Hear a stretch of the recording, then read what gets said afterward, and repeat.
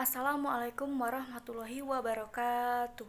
Perkenalkan, nama saya Indah Sari, NIM 1830602198, Prodi Ekonomi Syariah. Baiklah, di sini saya akan menjelaskan jawaban ujian komprehensif ayat-ayat ekonomi lisan oleh dosen penguji Ibu Hilda SEMSI. Baiklah, pertanyaan yang pertama yaitu jelaskan ayat Al-Quran tujuan penciptaan hidup manusia sesuai Al-Quran. Jelaskan menurut syariah dan contohnya dalam kehidupan sehari-hari. Yaitu terdapat dalam Al-Quran surat Az-Zariyat ayat 56. A'udzubillahi minasyaitonirrajim. Bismillahirrohmanirrohim. Wa ma khalaqtu hinna wa insa liya'budun, yang artinya, aku tidak menciptakan jin dan manusia melainkan agar mereka beribadah kepadaku. Telah dijelaskan dalam Al-Quran surat Az-Zariyat ayat 56, Allah berfirman, Dia menciptakan manusia dan jin semata-mata agar mereka beribadah kepadanya. Allah menciptakan manusia bukan hanya untuk sekadar tidur, bekerja, makan, maupun minum, melainkan untuk melengkapi bumi ini dan beribadah kepadanya. Contohnya yaitu yang pertama, selalu menunaikan ibadah sholat pada awal waktu. Yang kedua, berpuasa pada bulan Ramadan. Yang ketiga, membayar zakat jika sudah memenuhi syarat. Yang keempat, selalu berzikir kepada Allah. Yang kelima, membaca dan menghafal Al-Quran. Pertanyaan nomor 2 yaitu, jelaskan ayat Al-Quran tentang akuntansi dalam Islam dan penjabarannya beserta contohnya. Yaitu terdapat dalam Al-Quran surat Al-Baqarah ayat 282. Firman Allah Subhanahu wa taala, A'udzubillahi minasyaitonirrajim. Bismillahirrohmanirrohim. Ya ayyuhallazina amanu iza tadayyantum bidani illa ajalim massama faqtubu, yang artinya, wahai orang-orang yang beriman, apabila kamu melakukan utang piutang atau bertransaksi untuk waktu yang ditentukan, hendaklah kamu menuliskannya atau mencatat dan membukukannya. Ayat ini menjelaskan bahwa ada perintah Allah kepada para niagawan yang beriman dan bertakwa bahwa ketika melakukan akad muamalah yang niscaya ada jeda pada waktu yang menyertainya, maka hendaklah ia menulis. Tentu perintah ini menulis di sini bukan suatu kehendak kebetulan semata. Ada rahasia di balik perintah syariat agar melakukan pencatatan transaksi tersebut. Contohnya yaitu pencatatan transaksi perbankan syariah sudah memenuhi standar akuntansi syariah dan telah disahkan secara hukum yang berlaku di Indonesia, yakni Undang-Undang Nomor 21 Tahun 2008 tentang perbankan syariah.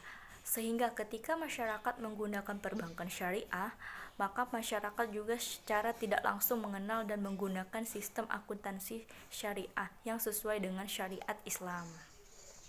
Nomor 3, jelaskan ayat Al-Quran tentang zakat. Apa pengertian zakat? Ada berapa jenis? Siapa yang berhak menjadi pemberi zakat dan penerima zakat? Jelaskan dan contohnya. Yaitu terdapat dalam Al-Quran surat At-Taubah ayat 103. A'udzubillahi minasyaitonirrajim. Bismillahirrohmanirrohim. Hut min amwalihim sodaqatan tutahhiruhum wa tazzaqihim biha wa salli alaihim inna salataka sakatnu lahum wallahu sami'un alim, yang artinya, ambillah zakat dari sebagian harta mereka. Dengan zakat itu kamu membersihkan dan mensucikan mereka dan mendoalah untuk mereka. Sesungguhnya dan kamu itu menjadi ketentraman jiwa bagi mereka, dan Allah Maha mendengar lagi Maha mengetahui.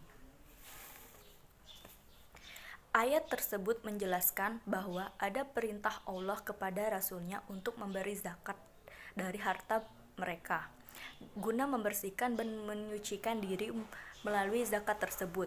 Menurutnya, perintah ini juga ditujukan kepada orang-orang yang mengakui perbuatan dosa mereka yang mencampurkan amal baik dan amal buruknya.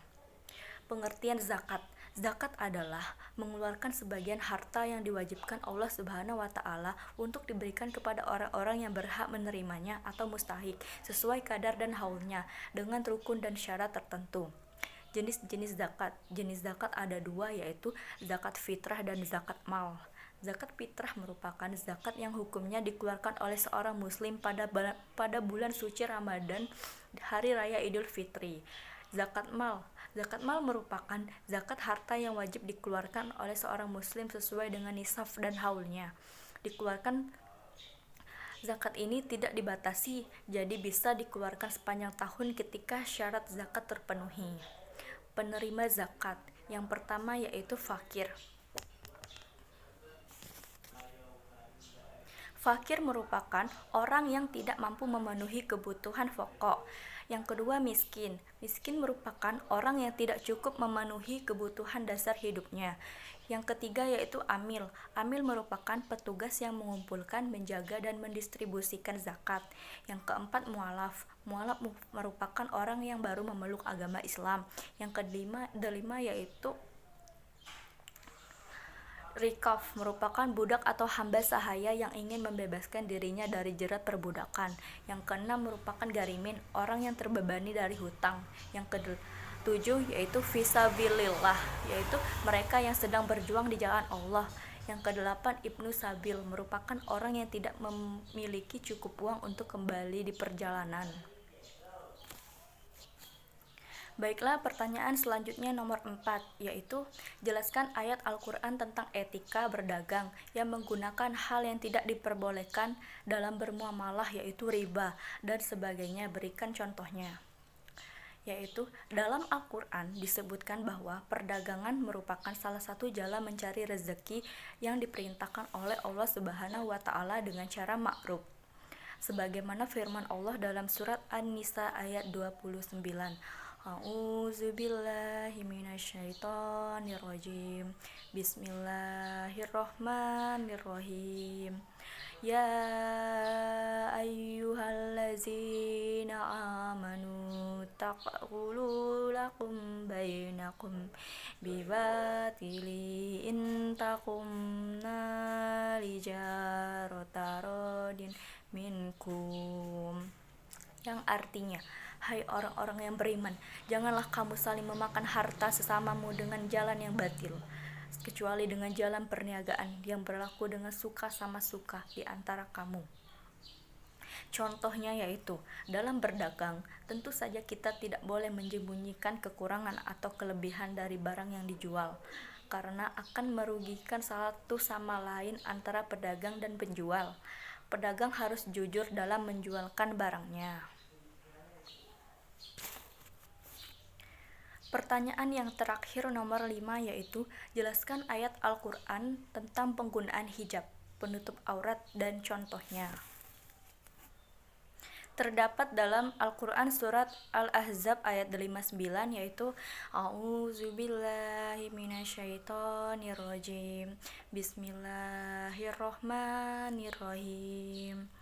Ya ayyuhan nabiyyu qali azwajika wa natika wa nisa'il mu'minina yunina alaihinna min jalabibihin zalika adna an ayyuraqna fala yuqzan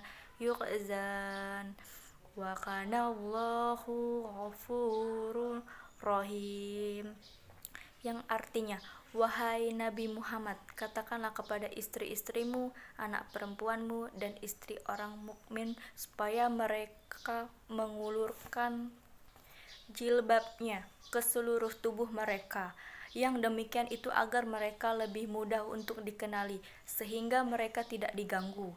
Allah Maha Pengampun lagi Maha Penyayang.